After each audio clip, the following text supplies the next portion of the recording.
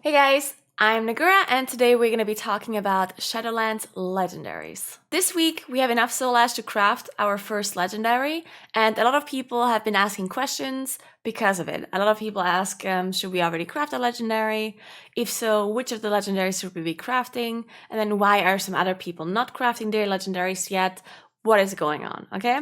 So I figured I'm gonna make a video explaining everything about legendaries, and I'm also gonna go into more detail later on which legendary you should be focusing on and why other people are not crafting their legendary. First of all, what do you need to craft your legendaries? First of all, you need to unlock the rune carver through the main campaign when you're level 60.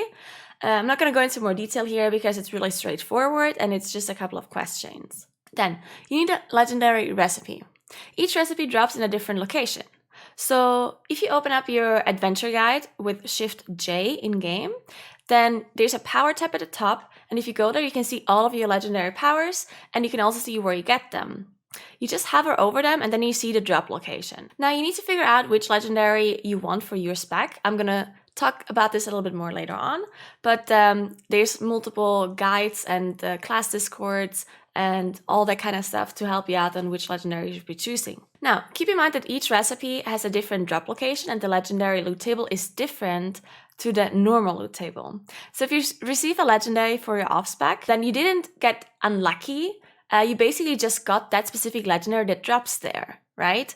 So if I get a Feral legendary as a Moonkin main, then I'm not going to be like, oh my god, I am in the wrong loot spec, or oh my god, why didn't I get a Moonkin legendary instead?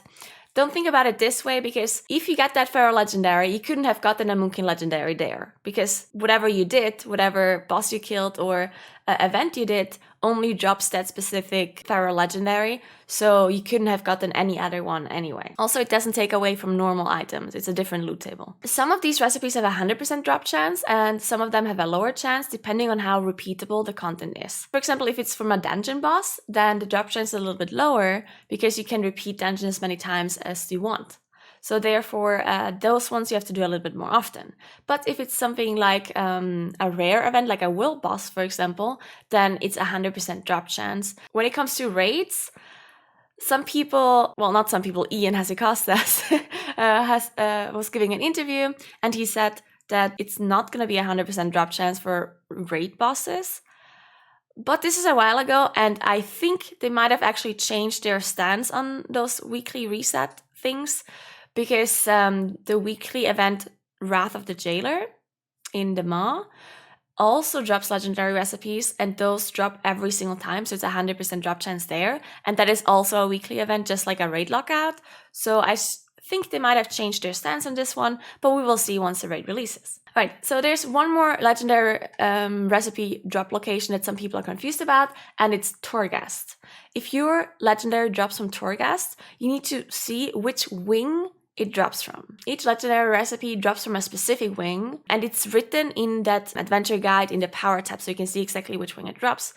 Each week only has 2 wings available in Torghast, and it's on a rotation. There's 6 wings in total, so that means on a 3-week rotation, you're gonna be getting your legendary. This week, so the 2nd of December to the 9th of December, we have the Fracture Chambers and Mortargar. Right now, those 2 wings available. Next week, it's going to be Skuldus Halls and Cold Heart Interstitia. Skuldus Halls is the one where Balance of All Things drops for Moonkin, so you can get that next week. And in the 3rd week, so on the 16th of December, we're going to get Upper Reaches and Soul Forges again. Those were already available last ID. All the other drop locations should be pretty straightforward. Some of them are bound to reputation, so make sure you find that reputation if you need it. Alright, so let's move on to what else you need for legendaries, and it's soul ash. Now, there's 4 different ranks for legendaries. The rank only determines the item level of the legendary and doesn't increase the power of the legendary, okay? So the power of the legendary always stays the same, no matter if it's rank 1, rank 4, rank 2, rank 3, doesn't matter. The higher rank only increases the item level of the legendary. Rank 1 is 190, then 210, 225, and then 235. The costs of the soul ash, you can either craft the item at face value, so you can craft the full item for the cost that is shown here, or if you already have the lower version, Like if you already crafted a 191 and you want to upgrade it to 210 or you want to upgrade it to 235, then you need the difference of the soul ash. So minus the soul ash that you already paid for the item that you have. All right, so early on in Shadowlands, the soul ash sources are gated. So mainly Torghast is gated because right now we can only do up to layer 3, even though there's 8 layers of Torghast in total, and they will be unlocked over time. When the raid comes out, we will be able to do up to layer 6, and when Mythic comes out, the Mythic raid, so 1 week after, we will be able to do all the layers all the way up to layer 8.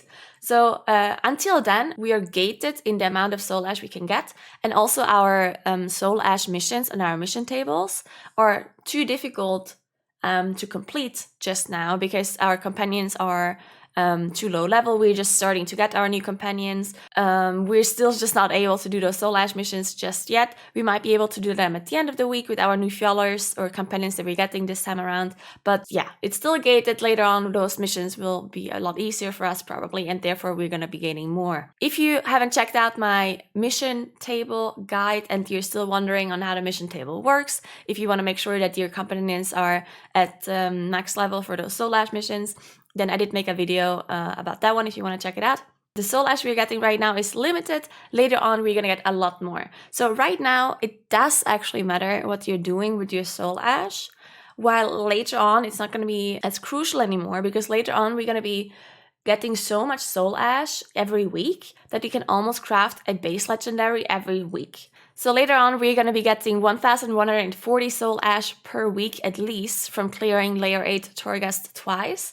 And therefore, we're going to have a lot easier time to craft legendaries later. Right now, you should really make sure that you craft a legendary that you need and not craft just any legendary that you already have, because a lot of people don't have all of the recipes yet because some of them are just not available yet. For example, the legendary recipes that drop from the raid, from world bosses, and so on. So some people have been asking, should I be crafting this specific legendary now?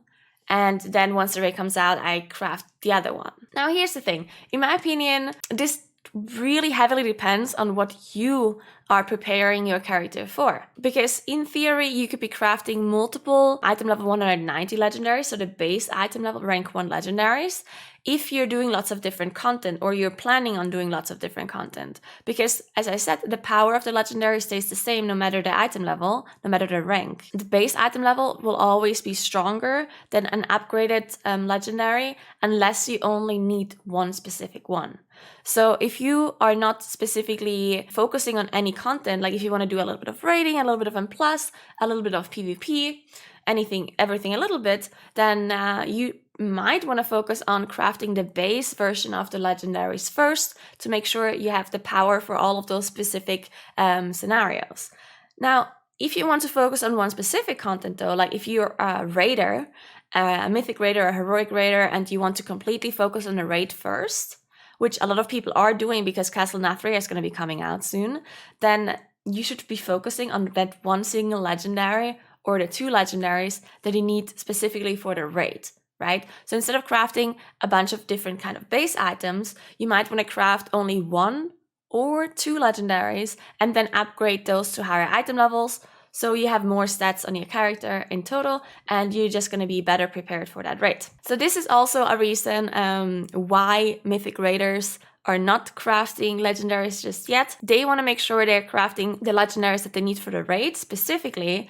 And there's going to be tuning happening still at the very end of the heroic and normal mode week, because Blizzard always does tuning for the outliers, for the really OP classes and the underwhelming classes.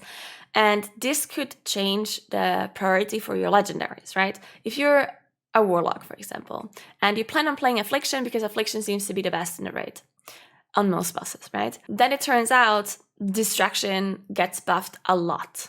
Now, all of a sudden, you want to play Distraction on most bosses. So you want to be focusing on that Distraction legendary and not the Affliction legendary. But if you already started crafting legendaries in the first week that it was available, so right now, then you didn't know about this, and then you might have wasted your soul ash on a legendary that you're not going to be using because you're not going to be playing this spec. So this is why a lot of the Mythic Raiders are waiting before they craft a legendary, and specifically also because there's no content available right now that you need a legendary for, right? The most difficult content available right now is Mythic 0 and Torghast Layer 3, and you don't really need legendaries for that content, specifically not if you're a Mythic Raider. And Mythic Raiders, they usually also don't need legendaries for a normal mode Castle Nathria clear and a heroic Castle Nathria clear.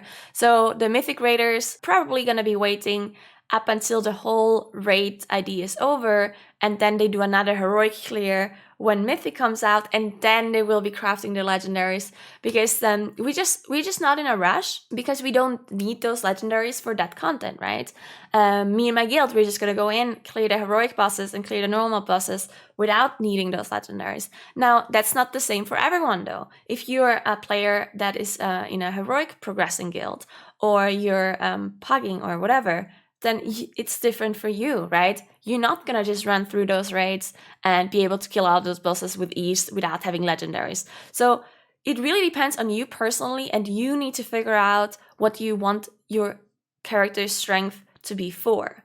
If you're equipping your character to be able to clear heroic, if you want to be as geared as possible to clear the heroic raid, well, then you probably should be crafting your legendaries for that heroic raid and not wait for the Mythic week like the Mythic Raiders are. So I really think you should be focusing on what you need and then decide what you're going to be crafting for that specific content you're preparing yourself for. Another thing is that it's not going to be the end of the world if you already have crafted legendaries. As I said, in like 3 weeks, we're going to be earning so much soul ash that you can just craft whatever legendary you want. Almost every week you can craft a legendary. So really don't worry about it too much if you have already crafted one.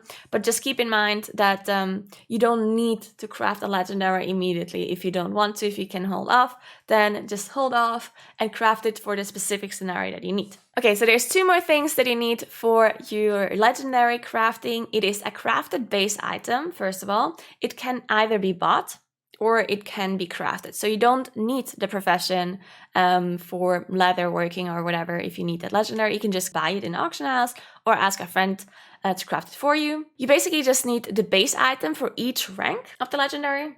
So if you buy rank 1, you need the 190 base item. If you buy rank 2, you need 210, and so on. And also, if you're upgrading your already existing legendary, then you also need the base item of the rank that you're upgrading to.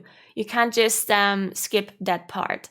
So that's why it's also sometimes better to hold off before you craft your legendary, because then you might be saving money by not having to craft one of the ranks. So for example, if you craft the rank 1 first, then upgrade it to rank 2, then rank 3, then rank 4, you have to get every single base item.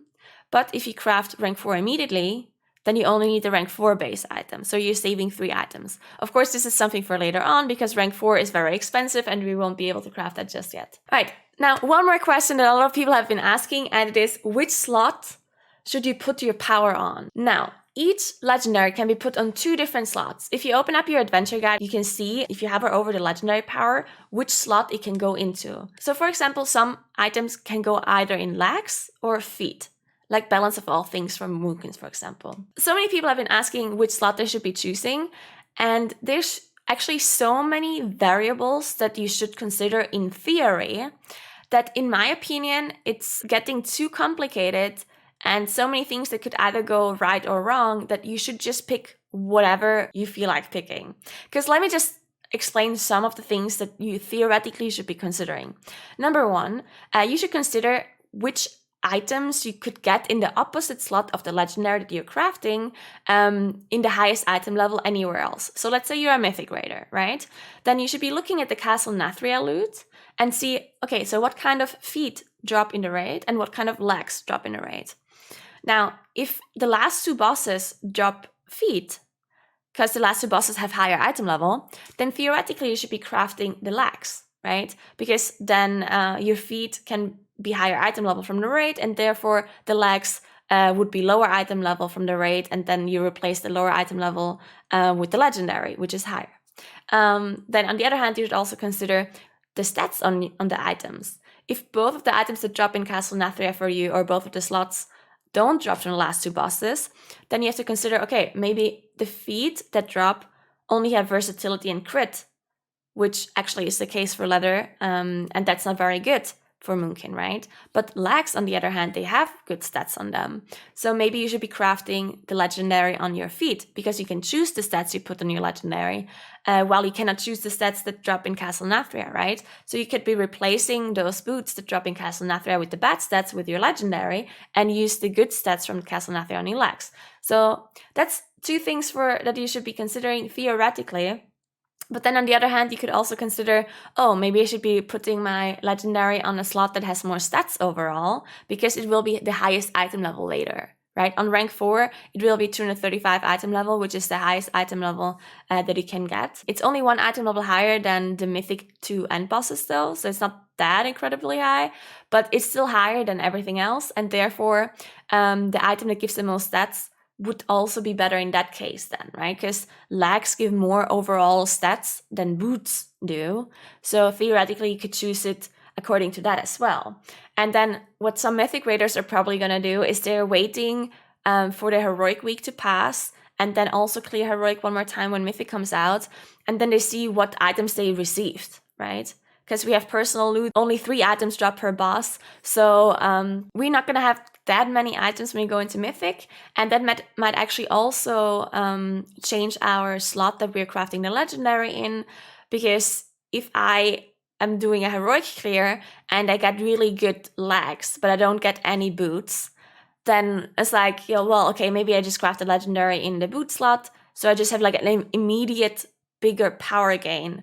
If I'm focusing on that Mythic week specifically, right? Because then in the long run, it might be worse, but right now for that Mythic week, it might be better. And that's what I want to focus on currently, right? So it really depends on you, on what you want to go for. And you can consider all of these factors that I just mentioned, or you can just flip a coin and just pick whatever, because I think there's so many variables, as I said, that in the end, no matter what you do, it might be good or bad depending on the scenario. All right, moving on. There's one more thing that you need for your legendary to be crafted, and it's the 2 missives. It's inscription scrolls that you need for secondary stats. Now, you basically can just choose which secondary stats you're putting on your legendary. And which stats you're putting on your legendary just totally depends on what legendary it is. So if you're crafting a single target legendary, then you want to put your best single target stats on it. And if you're crafting an AoE legendary, you want to be putting your best AoE stats on it. Keep in mind that the stats are definitely going to be varying depending on your class. A lot of classes have different single target stats than AoE stats. So just make sure you keep that in mind, because some class guides only show the single target stats and not the AoE ones. So make sure you figure that out for yourself. All right, so that's it. I really hope I could give you a little bit of an insight on how legendaries work and when you should be crafting them and what you should be focusing on. And I hope I made the decisions a little bit easier for you. Thank you very much for watching. I appreciate you. Remember to subscribe to my channel if you like the videos, and just stop by on my Twitch stream. I'm streaming there live almost every day, so check it out if you want to. And all the other information is going to be in the description below. Thank you so much for watching, and I'll see you on the next video. Bye!